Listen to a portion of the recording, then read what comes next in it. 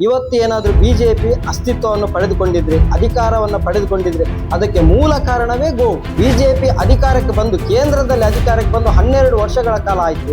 ಆದರೂ ಇನ್ನೂ ಕೂಡ ಗೋವನ್ನು ರಾಷ್ಟ್ರೀಯ ಪ್ರಾಣಿಯಾಗಿ ಘೋಷಣೆ ಮಾಡುವಂತಹ ಯಾವುದೇ ಪ್ರಸ್ತಾಪ ಇಲ್ಲ.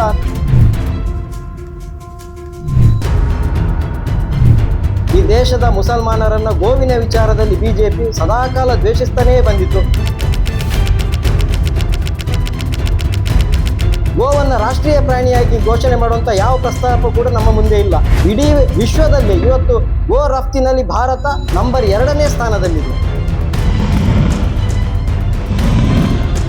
ಇವತ್ತು ಬಿಜೆಪಿ ಆಡಳಿತದಲ್ಲಿರುವಂತಹ ಯುಪಿಯಲ್ಲಿ ಇವತ್ತು ಸುಮಾರು 12.14% ಗೋಮಾಂಸವನ್ನು ಉತ್ಪಾದನೆ ಮಾಡುವಂತಹ ರಾಜ್ಯವಾಗಿ ಹೊರಹೊಮ್ಮಿದೆ.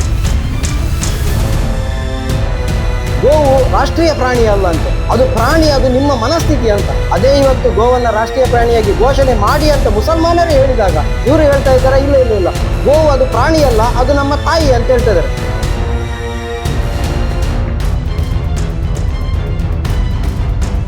ಬಿಜೆಪಿಯವರಿಗೆ ಬೇಕಾಗಿರುವುದು ಏನಂದ್ರೆ, ಗೋವನ್ನು ರಾಷ್ಟ್ರೀಯ ಪ್ರಾಣಿ ಘೋಷಣೆ ಮಾಡುವುದಿಲ್ಲ, ಅದು ಯಾವುದಿಲ್ಲ, ಕೇವಲ ಇದೊಂದು ವಿವಾದಾಸ್ಪದ ವಿಚಾರವಾಗಿರಬೇಕು, ಚರ್ಚಾಸ್ಪದ ವಿಚಾರವಾಗಿರ್ಬೇಕು. ಅದಕ್ಕೋಸ್ಕರ ಮಾತ್ರ ಗೋವಿನ ವಿಚಾರವನ್ನು ಅವರು ಮುಂದೆ ಇಟ್ಕೊಂಡು ರಾಜಕೀಯವನ್ನು ಮಾಡ್ತಾರೆ. ಬಿಜೆಪಿ ನಾಯಕರುಗಳ ಜೀವನ ಶೈಲಿ ಹೇಗಿದೆ ಅಂದರೆ, ಅವರು ಗೋವಿನ ಒಂದು ದಿವಸ ಕೂಡ ಒಂದು ಇಡೀ ಹುಲ್ಲನ್ನು ಕೂಡ ಗೋವಿಗೆ ಹಾಕಲಿಕ್ಕಿಲ್ಲ, ಆದರೂ ಅವರ ಐಷಾರಾಮಿಯಾದಂತಹ ಜೀವನವನ್ನು ನಡೆಸಿಕೊಂಡು ಬಂದಿದ್ದಾರೆ.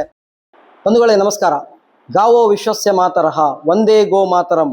ಗೋವು ಈ ದೇಶದ ರೈತರ ಕೃಷಿಯ ಜೀವಾಳ ಎನ್ನುವಂತಹ ವಿಚಾರವನ್ನು ಮುಂದಿಟ್ಟುಕೊಂಡು ಬಿಜೆಪಿ ಮತ್ತು ಅದರ ಪರವಾಗಿರುವ ಸಂಘಟನೆಗಳು ಸುಮಾರು 4 ದಶಕಗಳಿಂದ ಈ ದೇಶದಲ್ಲಿ ಗೋವನ್ನೇ ಮುಂದಿಟ್ಟುಕೊಂಡು ರಾಜಕೀಯವನ್ನು ಮಾಡಿಕೊಂಡು ಬಂದಿರೋದನ್ನು ನಾವು ನೋಡಿದ್ದೇವೆ. ಇವತ್ತು ಏನಾದರೂ ಬಿಜೆಪಿ ಅಸ್ತಿತ್ವವನ್ನು ಪಡೆದುಕೊಂಡಿದ್ರೆ, ಅಧಿಕಾರವನ್ನು ಪಡೆದುಕೊಂಡಿದ್ರೆ ಅದಕ್ಕೆ ಮೂಲ ಕಾರಣವೇ ಗೋವು.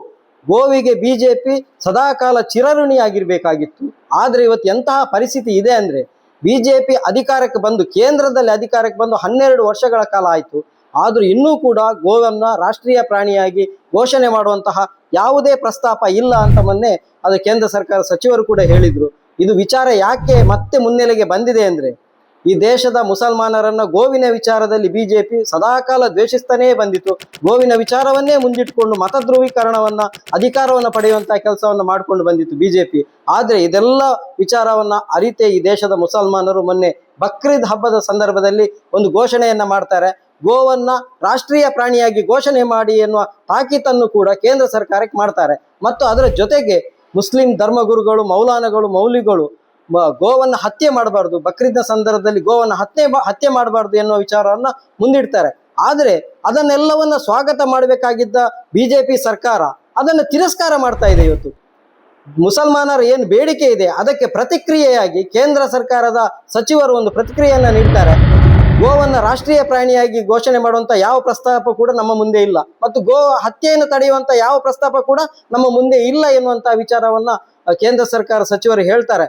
ಹಾಗಾದ್ರೆ ಇಷ್ಟು ವರ್ಷಗಳ ಕಾಲ ಬಿಜೆಪಿ ಗೋವಿನ ವಿಚಾರದಲ್ಲಿ ಮಾಡಿಕೊಂಡು ಬಂದಿದ್ದು ಕೇವಲ ರಾಜಕೀಯನ? ಹಾಗಾದ್ರೆ ಗೋವಿನ ವಿಚಾರವಾಗಿ ಎಷ್ಟೊಂದು ರಾಜಕೀಯ ಘರ್ಷಣೆಗಳಾಯಿತು, ಎಷ್ಟೊಂದು ಹೊಡಿಬಡಿಗಳಾಯಿತು, ಗಲಭೆಗಳಾಯಿತು, ನಮ್ಗೆಲ್ರಿಗೂ ಗೊತ್ತಿದೆ. ಗೋವಿನ ವಿಚಾರ ನಮ್ಮ ಕರ್ನಾಟಕದಲ್ಲಿಯೇ ಹಲವಾರು ಗಲಾಟೆಗಳು ನಡೆದಿರೋದನ್ನು ನಾವು ನೋಡಿದ್ದೇವೆ.